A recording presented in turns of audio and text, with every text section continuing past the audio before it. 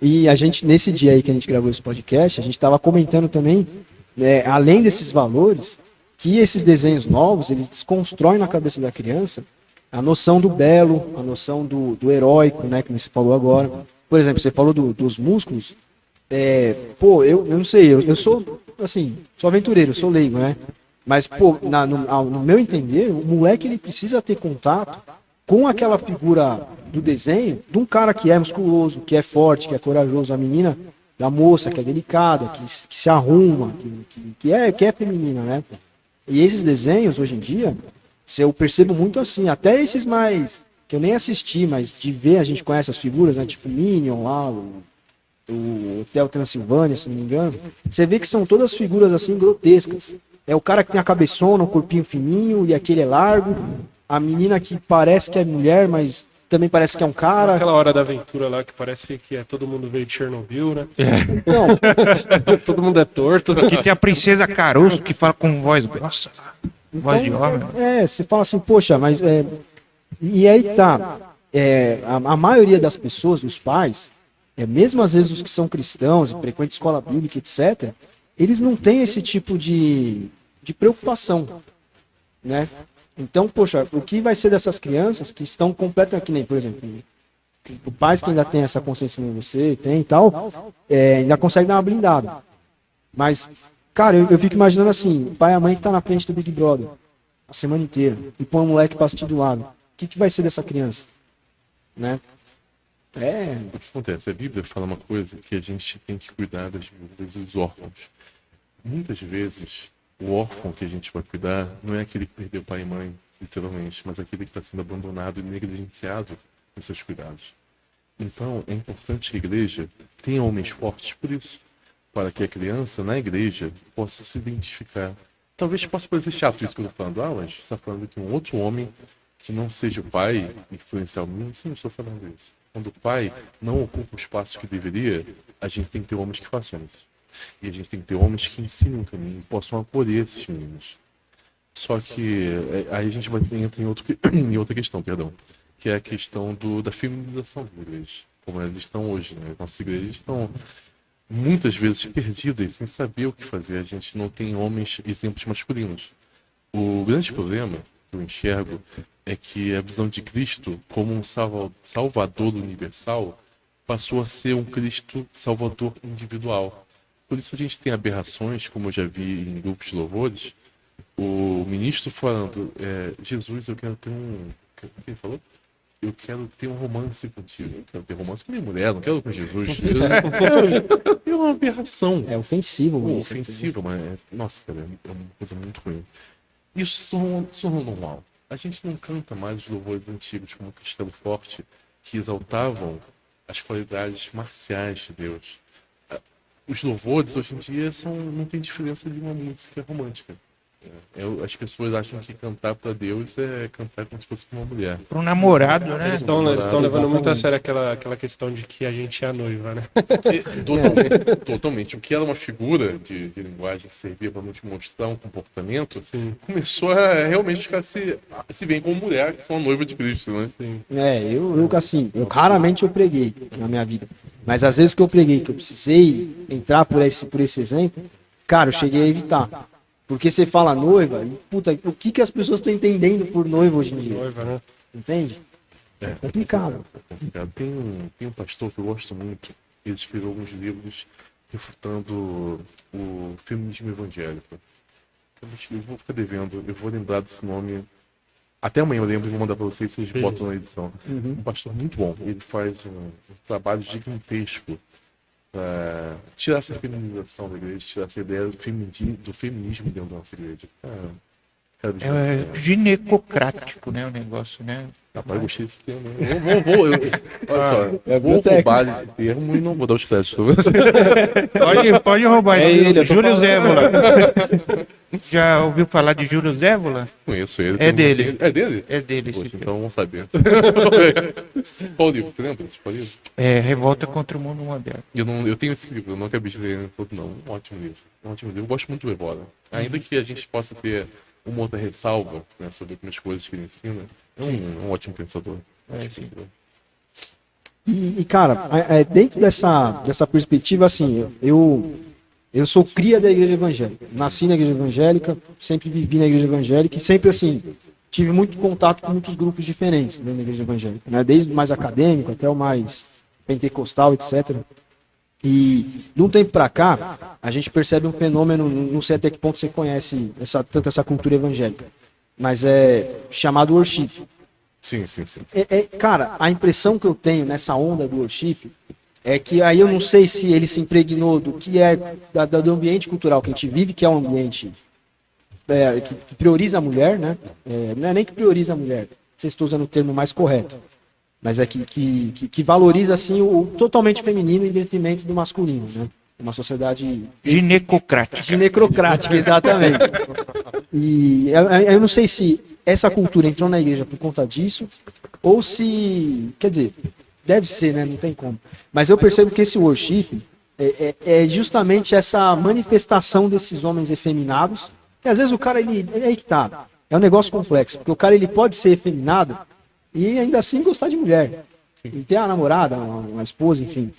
Mas essa forma de lidar com a fé, de lidar com o que é tido aí supostamente por adoração, você percebe, você vai no worship, você vê aqueles caras assim.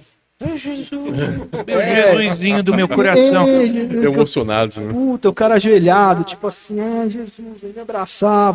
Fala, mano, que abraço, eu tô apaixonado por Jesus. Entendeu? Então, mas você enxerga como essa cultura do worship nesse sentido? Então, eu acho que isso começou mais ou menos no século XVII, quando os homens cada vez mais foram requeridos no trabalho e começaram a dar cada vez menos atenção à igreja, porque era o momento que eles tinham para descansar. O ethos da igreja cristã deixou de ser masculino para se tornar feminino. E cada vez mais as mulheres iam para a igreja, sendo a maior população. E os pastores começavam a tentar atender cada vez mais essa demanda feminina, tornando os cultos feminizados, mais emocionais e menos racionais. E isso gerava um problema, que os homens deixavam de ir para isso, não se sentem bem nesse tipo de ambiente. E existe uma pesquisa bem interessante que foi feita por um casal de médicos. Eu esqueci o sobrenome deles, mas o nome é Dabs, o sobrenome, que provou o seguinte: cada 10 profissões, dos homens que buscam profissões, os homens com menor taxa de testosterona buscam ser pastores. O pastor infelizmente, é a figura do homem com menor taxa de testosterona na sociedade, em termos de profissão. Caramba. E você acaba tendo uma igreja com muitas mulheres, com demandas femininas e pastores feminizados, tentando atender essas mulheres. E você vai criando um ciclo vicioso. E você vai afastando os homens. O worship e movimentos assim é uma decorrência direta disso, desse ciclo que a gente precisa acabar. Sabe? Como acaba isso? Boa pergunta. Tendo mais homens, mas como a gente faz para atrair esses homens? Eu participei durante muitos anos da apologética. Eu tive muitas brigas com ateus, eu gostava muito disso. Eu escrevi em umas páginas de apologética na internet, no Facebook. E aulas de lógica é uma coisa que atrai bastante homem. Aulas de lógica, ensinar confronto, isso são coisas que atraem os homens. E é isso que a gente precisa ter hoje em dia. Eu gosto das escolas dominicais de condição, eu gosto. Mas eu acho que a gente deveria adicionar também esse tipo de aula, esse tipo de conhecimento. Uma cultura guerreira, né? Isso, exatamente isso. É o que nos falta. Sabe? É trazer o ethos novamente para o masculino das igrejas. Que é o combate, né? O enfrentamento. Que é isso que está faltando, né? Então, cara, é aquilo que a gente estava conversando no carro antes de chegar lá, de buscar ele. A igreja, ela se perdeu muito no moralismo. Ficou muito, muito forte essa questão. Não pode. Não pode. Você pega, por exemplo, isso que você estava falando dessa cultura feminilizada na igreja. Cara, quando eu paro para pensar nos grupos pentecostais, sempre você tem é a irmã da oração. É as irmãs não sei o que. Aí você chega assim, você vê que é um negócio emotivo. Entendeu? Aí você vai falar pra pessoa, o cara fala, puta, você tá desvalorizando a ação do Espírito. Você fala, não. É o pecado contra o Espírito Santo, mas né? não é esse negócio, essa gritaria, esse falar em línguas, essa coisa exacerbada. Você percebe que, assim, era sempre... E isso aí é uma coisa que, assim, o worship, quando você pega alguns caras que, eu não vou citar nomes aqui, mas que você acompanha na internet hoje, que estão muito dentro dessa cultura worship, querendo ou não, embora eles não sejam pentecostais, eles estão na linha histórica desses pentecostais. Alguns termos que eles usam, a forma como eles falam de questão de lidar com Deus, com dons espirituais, não, você vai conseguir, você vai conquistar, não sei o quê. Você fala, meu, isso é uma herança histórica do pentecostalismo. E quando você para olhar o pentecostalismo dentro das igrejas, é sempre aquele grupo de mulher, e é aquela coisa eufórica, é emotivo, né? Mas é aí que tá, é o que você falou, é difícil, como que você vai entrar trazendo esse tipo de assunto numa roda teológica, sem os caras falarem, não, você tá sendo machista, você tá desvalorizando a ação do Espírito Santo ali, só porque é irmão, não sei o quê. Aí você tem que explicar que o termo machismo foi descaracterizado, acho que vocês sabem disso, né? Aí tem que explicar isso, o cara provavelmente não vai aceitar. Aí você vai ter que recuar mais para ensinar mais algumas coisas. É complicado. Ele já tem as como ideias se fosse dele, voltar né? lá no jardim de infância, né? Sim. Porque o cara já tem as ideias dele construídas por esses conceitos aí. O que o feminismo definiu como machismo é o que o cara entende por machismo. E aí, cara, é uma trava mental. É o Gramsci, né? O gramscismo puro. Você acha que é possível dar uma renovada no cristianismo, fazer uma restauração, na verdade, ao que ele era antigamente? Acredito Cristianismo dos cavaleiros? Acredito que é possível e preferível. A gente tem que buscar isso, mas eu sou realista, não vai acontecer tão cedo isso. A gente vai começar a planejar isso agora, mas quem vai desfrutar dos frutos disso são os nossos netos, os nossos bisnetos. Dificilmente. Mas qual meio de ação a gente usaria? A gente tem que criar estratégias para trazer novamente os homens. Existiu um movimento que eu sou muito fã, que é o cristianismo muscular. Não sei se vocês conheceram. Não. Então, ele começou na Inglaterra e ele buscava demonstrar que a fé não está desassociada do físico. É a ideia de que você tem que ser forte para servir, você tem que ser forte para servir as pessoas e cuidar da igreja, e cuidar dos necessitados. Ele dá vários exemplos, ele fala que Cristo era um homem forte. Quando a gente fala de forte, as pessoas pensam em musculoso, né? De fisiculturista, não. Bruce Lee, por exemplo, é um cara magro, mas era forte pra caramba. Sim.